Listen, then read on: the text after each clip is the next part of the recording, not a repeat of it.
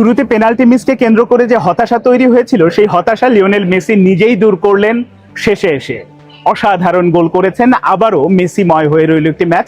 এবং এই ম্যাচে মেসির ওই দ্বিতীয় গোলের আগ পর্যন্ত যদি আপনি বিবেচনা করেন তাহলে কিন্তু আর্জেন্টিনার ভক্ত সমর্থকরাই খানিকটা হতাশার মধ্যে ছিল যে আমরা কোন আর্জেন্টিনাকে দেখছি। প্রথম ম্যাচে যেটাকে দেখলাম ওই রকম ফুটবলটা হচ্ছে না তাদের পা থেকে, মেসি পেনাল্টি মিস করেছেন, অনেকগুলো ভুল পাস হয়েছে, সবকিছু মিলে এক ধরনের হতাশা তৈরি হয়েছিল। কিন্তু সেই হতাশা ওই লিওনেল মেসিই দূর করলেন, শুধু গোলই করলেন না, মানে এই গোলে 2-0 গোলে আর্জেন্টিনা জিতলো, জেতার ফলে যেটা হয়েছে নকআউট পর্বটা নিশ্চিত হয়েছে। আর যারা হতাশা প্রকাশ করছে, মানে খানিকটা মনের মধ্যে হয়তো নেগেটিভ একটা ভাবনা যে আমরা যে আর্জেন্টিনাকে দেখে অভ্যস্ত সেইটা দেখলাম না, আমি তাদেরকে বলবো ওই ভাবনাটাকে আপনারা একপাশে সরিয়ে রাখুন। এই ম্যাচ থেকেও কিন্তু অনেকগুলো পজিটিভ এবং ভালো দিক আছে যেটা নিয়ে আপনি মানে ইতিবাচক ভাবে ভাবতে পারবেন। আর খেলা যে স্টাইলে খেলেছে আমার কাছে মনে হয়েছে এটা লিওনেল স্কালোনির কৌশলেরই অংশ ছিল। কারণ কখনো কখনো একটা দলের বিপক্ষে আপনি কোন কৌশলে যাবেন না যাবেন এটা আসলে কোচরা আরো ভালো বোঝেন, এবং লিওনেল স্কালোনি তো আরো বেশি ভালো বোঝেন।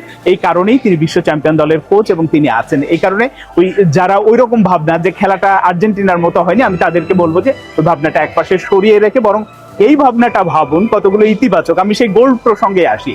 38 মিনিটে মেসি যে গোলটা করলেন ওটা তো দেখার মতো গোল ছিল। তার বাঁ পায়ের শট থেকে ওই রকম জায়গা থেকে অসংখ্য গোল এমনিতেই আছে, কিন্তু তিনি যে গোলটা করেছেন আমার ওই গোলের চেয়েও বেশি ভালো লেগেছে এক পাশ থেকে, মানে বাম পাশ থেকে যখন মেদিনা বলটা দিল, ক্রসটা করলো এবং ওই ক্রসের সাথে দামি করেছিলেন হচ্ছে আলমাদা। ওই দামিটাই আমার কাছে অসাধারণ লেগেছে, অভাবনীয় লেগেছে। কারণ একটা দলের মধ্যে বা খেলোয়াড়দের মধ্যে কতটা ভালো বোঝাপড়া থাকলে এটা সম্ভব। আপনি দেখেন যখন আলমাদা বলটা ছেড়েছে, পাশে যে মেসি আছে এবং এই যে দুজনের মধ্যে বোঝাপড়া একেবারে ফ্র্যাকশন অফ সেকেন্ডসে মধ্যে সিদ্ধান্ত নিয়ে নেয়, এটাই কিন্তু অসাধারণ। সবাই ভেবে নিয়েছিল যে আলমাদাই বোধহয় শর্ট করতে যাচ্ছে, কিন্তু সেখান থেকে মেসি নেবে, এটা গোলরক্ষক বা অস্ট্রিয়ার ডিফেন্সও কিন্তু ভাবেনি, কিন্তু শেষ পর্যন্ত সেটাই হয়েছে। মেসি অসাধারণ গোল করেছেন এবং ওই গোলের ফলেই বিশ্বকাপে এককভাবে সবচেয়ে বেশি গোলের মালিক হয়ে গেছেন এখন লিওনেল মেসি।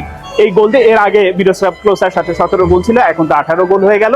সাথে আবার শেষে এসে যে গোলটা করলেন তার এখন রেকর্ডটাকে তিনি কত বড় করবেন, কোথায় গিয়ে থামবেন সেটা হয়তো দেখার অপেক্ষায় থাকতে হবে। তার আগে যেটা শুরুতে বললাম যে পেনাল্টি মিসটা তো খানিকটা অনাকাঙ্ক্ষিত হয়েছিল।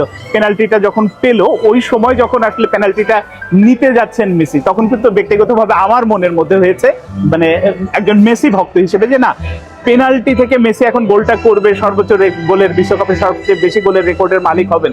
এইটা যদি পেনাল্টি থেকে না হয়ে যদি অন্যভাবে হতো তাহলে বোধহয় ভালো হতো। আমি জানি না ফুটবল ঈশ্বর বোধহয় আসলে মেসি বা ফুটবল ভক্তদের ওরকম একটা আকাঙ্ক্ষার কথা বুঝতে পেরেছিলেন, এই কারণে গোলটা হয়নি, মিস হয়েছে। এবং মিস হওয়ার ফলে আবার আরেকটা রেকর্ড হয়েছে বিশ্বকাপে, কিন্তু সবচেয়ে বেশি মানে পেনাল্টি মিসের রেকর্ডটাও এখন মেসির দখলে। মানে নেগেটিভ রেকর্ড যেমন হয়েছে পজিটিভ রেকর্ডও হয়েছে। কিন্তু দিন শেষে বা ম্যাচ শেষে আপনার মেসি যেভাবে এগোচ্ছে এই দলটাকে আমার কাছে মনে হয়েছে জর্ডানের বিপক্ষে 27 তারিখে যে তৃতীয় ম্যাচ আছে, গ্রুপের শেষ ম্যাচ, নকআউট পর্ব তো নিশ্চিত হয়েছে, ওই ম্যাচে আরো বেশি গোছালো আর্জেন্টিনাকেই দেখা যাবে। অনেক পরীক্ষা নিরীক্ষার ব্যাপার আছে, সেটাতে সেরেছেন। আর যারা অস্ট্রিয়াকে মনে হবে যে খানিকটা দুর্বল দল, আসলে অস্ট্রিয়া কিন্তু মোটেও দুর্বল দল না। অস্ট্রিয়ার ফুটবল সম্পর্কে যারা জানেন তারা এত হাই প্রেসিং এ খেলেন বা তাদের কোচের যে কৌশল কখনো থেমো না, কন্টিনিউ অ্যাটাকের উপরে থাকো, তো সেই রকম দলের বিপক্ষে আপনি যদি খেলাটাকে নিয়ন্ত্রণ করতে যান কখনো কখনো কিন্তু ধীর গতিতে খেলতে হবে। খেলার নিশ্চয়ই কিছু কিছু মুহূর্তে আপনারা দেখবেন 4-5 মিনিট হয়তো ইয়ের পায়ে আছে, আর্জেন্টিনার পায়ে বল আছে, খুব ধীর গতিতে তারা নড়ছেই না, এরোর কাছে দিচ্ছে, এইভাবে সময় কাটিয়ে দিচ্ছে।